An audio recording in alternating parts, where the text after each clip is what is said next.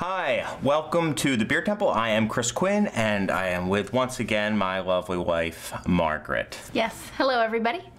Hope you guys had a great New Year's Eve, Christmas, all that good stuff. We certainly did, had a nice relaxing time, and we're ready for 2012, but first, maybe one last Christmassy beer. One final holiday beer for today's show. I'm sure in the winter, especially with it as cold as it gets in Chicago, we're going to want to do more wintry beer shows. Yeah. But this one is really cool. You guys know how I love beers with stories behind them. And this beer is a story, which I love, is how I should have said it. Right. And the cool thing is, this beer might be back, so I'll get into that in a little bit. Let's talk about what the beer is first. Yeah. So, this is from Lagunitas Sucks. That's the name of the beer. That's that's the name of the beer. Yeah. Yes. Sorry, folks. It's called Lagunitas Sucks Holiday Ale. Yeah. So, the reason that they named a beer Lagunitas Sucks is actually really funny and kind of cool. So, Lagunitas has just been expanding like gangbusters, growing. They're bursting at the seams, and they actually have a new brew house coming in.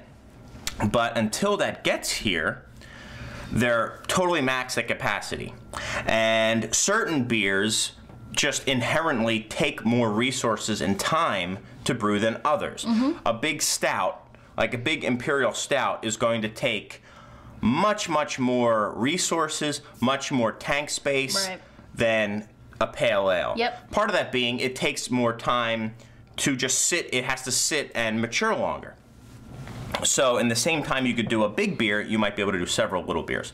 So the typical beer seasonal for this time of year for Lagunitas is called Brown Shugga. It's a very big brown ale that they actually add sugar to, and it's pretty big and up there, and it's good. And it's delish, if I say so myself. Yeah, I like it. I'd like to try it again. Yeah. So people love this beer, and basically what happened was they realized that if they brewed Brown Shugga this year, they would have a really big problem in that they would be shorting the market a lot of their pills and their IPA, which they basically are just trying to crank out 24/7. They're working in 3 shifts just to get what they have out now. Right. And those are their 2 staple beers, and they realized they would be screwed if they did this Brown Shugga. Yeah. And it was a misstep by them. They didn't have their new brew house in yet, and they said, I can't believe, you know, I'm talking as Lagunitas now. Can't believe we're saying this, but we're not going to brew Brown Shugga. So what they did is they brewed a beer that was more in line with the other beers in their brewing schedule. Yeah, able to adapt to their existing So they schedule. adapted the style to something that could fit with their schedule, and they named it Lagunitas Sucks. And it's funny, on the bottom of the 6-pack, and actually even around the they're known for putting little descriptions around the label. Really funny little. Yeah, I love the label. It's like a Santa Claus cookie. Yeah.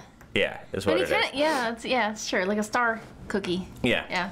And basically, they said, sorry guys, we suck, this will never happen again, but here you go, here's our Christmas beer. Fair enough. Yeah.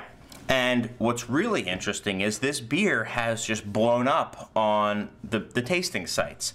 On Rate Beer, on Beer Advocate. It's at least as popular as Brown Shugga, if not more. Now, I had this on tap about a little over a month ago, and I liked it a lot. Yeah. But I have to admit, I was a couple drinks in. I was in a loud bar, and somebody's like, here, have some of this. And it was kind of one of those deals. So I haven't really sat down with it, but I liked my first impression of it. Yeah. Second, if you guys want to get this beer, they're actually going to be brewing it again. So it's going to be called Holiday Leftovers. Right. So you actually still can get this beer. You might be able to find this as well. Yeah, I think. And then in the next month or so, they're going to be doing it, releasing it again, called Holiday Leftovers. Okay, cool. So one to keep your eye out for, even though it won't be the holidays anymore. Different holidays. Yeah. Groundhog Day. Yeah. The reason that they're doing a second brew, these guys, is because there's another seasonal that they're not able to do called Hairy Eyeball. The reason being, and we were just talking about this beforehand, is because their new brew house that they had ordered was coming over via freight ship, got caught in a huge storm at sea.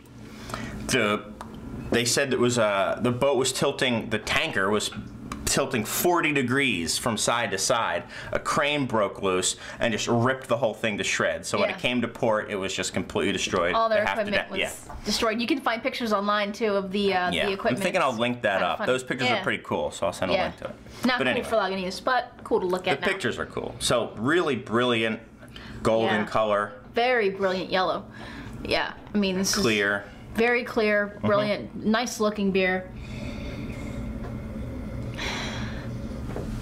I wonder what hops they're using. It's almost got that Galaxy or Citra hop nose to it. It's very, very tropical, but also a little bit of like pine and dank, as they say, kind of that marijuana smell to it. Now I get like papaya, like just mango, big time tropical fruits out of this. Huge, yeah. And it's like ripe, ripe mango flesh. To me, it's almost to the point of being overly ripe fruit, like kind of getting to the point where it's like spoiled fruit, not in a bad way, but it I don't get the spoiled fruit, but I get it where it's so ripe smelling that you're afraid it's just going to be like so mushy in your mouth when you eat it. I think I've had that smell on some mangoes that have been a little old. Yeah, let's go with overripe mango. Yeah, and I'm getting a little bit of that like dank pot I get on that the too. side of it as well. And I'm going to kick my dog right now, or nudge him, I should say. Yeah, I'm not kicking the dog. I'm nudging him to stop licking his paws. He's a paw licker. He can't help it. Man.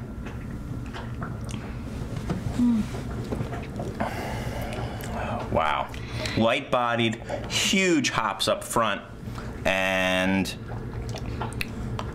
and not much bitterness. You know, you get just a ton of that hop character, but you don't get, it's not a very bitter beer at all. And I really like the body on this because, like you said, it's a light body, and then, you know, to marry that to that big hop flavor, it's you know, an interesting juxtaposition. So the thing about the bitterness, though, it is very bitter. There is it's 63 IBU, which is pretty huge, but there's just enough malt to make it work. Yeah. As you see there, you do get a little bitterness. Yeah. It's not one of those tongue scrapers or like where you feel like your tongue is being needled by the bitterness. Yeah. It's really all about the hops.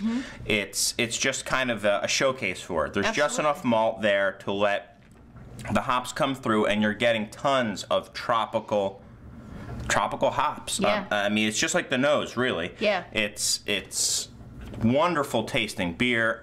It's tasting every bit as good as I remembered it being. Yeah, it tastes very fresh. Yeah. And you know, I think something else to keep in mind is that the hop, it's I mean, like I said, it's not bitter, but it's not.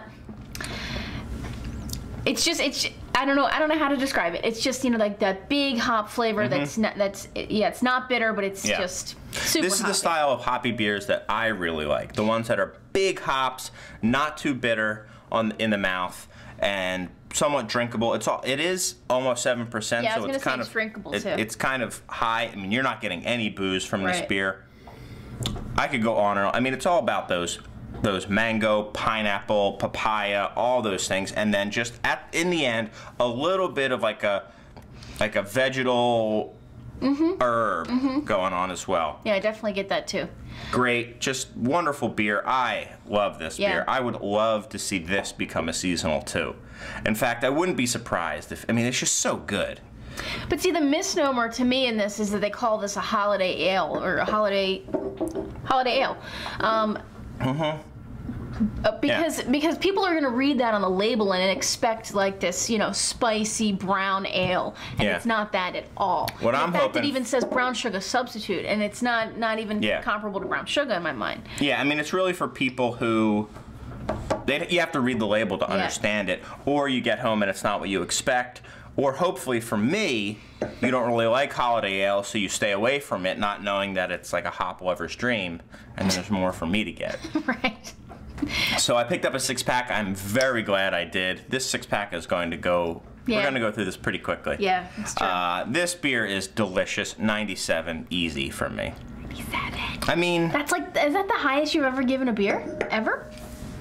It's up there with it. Yeah, wow. All right, I go 95. I mean, this is good, but is it one of the best beers I've ever had? No. But it's pretty awesome. Yeah. I mean, it's better than that Double Daisy Cutter. It's as good as those Sculpins and those Pliny's, I feel. It's right up there with them. Plus, I think I also gradually am going... Yeah, I'm getting higher as these episodes go on. Right.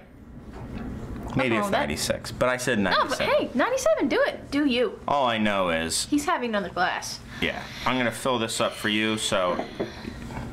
Sure. Okay. And... We've got some beer to drink. And hopefully, you do too.